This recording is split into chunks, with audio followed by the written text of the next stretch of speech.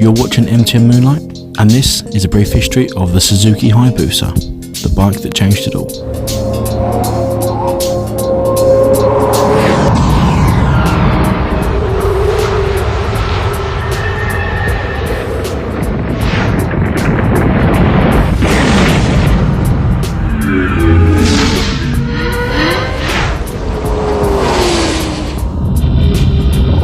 Suddenly, everything else looks like prey.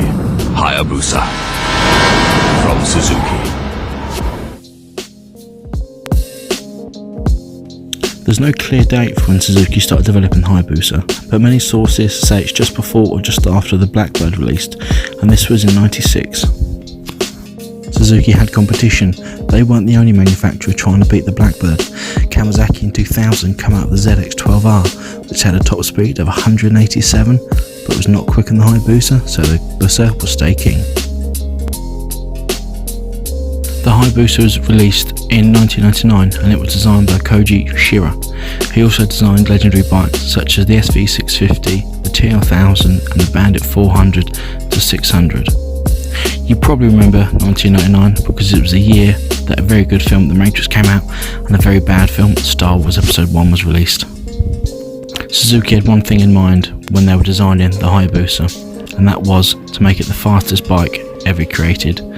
It was named Hayabusa because Hayabusa is a peregrine falcon and they hunt blackbirds, and the Honda Blackbird was the fastest bike at the time, so Suzuki wanted it to kill the Blackbird.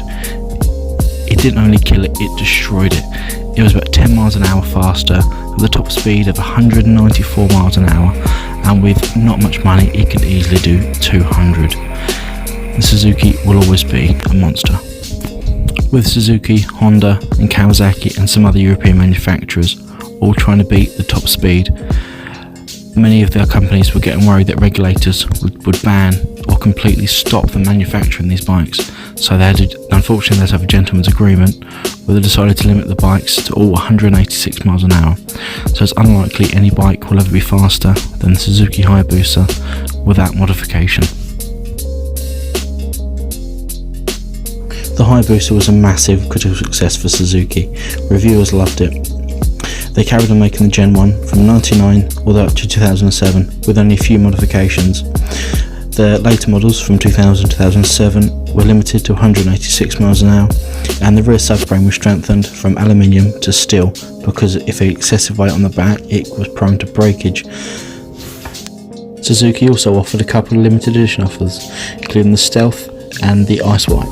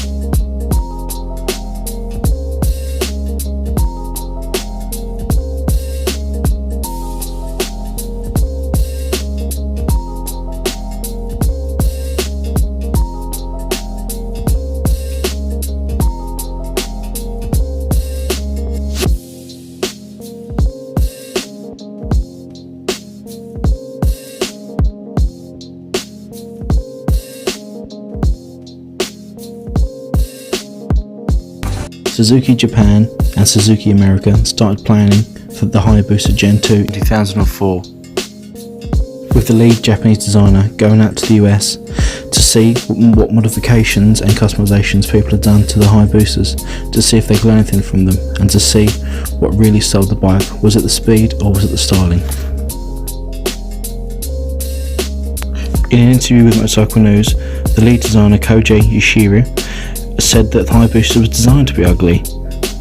Suzuki aimed to make the Gen 2 faster. It actually turned out to be 10% faster, with the rear wheel having an extra 15 horsepower than the Gen 1. To save money, Suzuki decided to use some of the same parts, including the subframe and some parts of the engine, but most of it was remade for the Gen 2. The styling hadn't changed much, but you could see which one was the more modern one. The Gen 2 was much sleeker and a little bit bigger all round. How well did the Hayabusa sell? Typically, a new sports bike model will sell a lot in the first year and see the numbers slowly decrease as the bike gets older. The Hayabusa reversed this pattern, selling greater numbers in the later years after 2008. As of summer 2017, Suzuki has sold over 100,000 Hayabusas worldwide, and in 1 year alone selling over 10,000 in the US. And it's got a huge cult following all around the world, being the drag racer's bike of choice, with the fastest super street bikes at clocking over 200 miles an hour in a quarter of a mile. No bike has been customised as much as the Hayabusa, having really big rear wheels, to turbochargers to long swinging arms and everything in between. Some police forces have even decided to use them.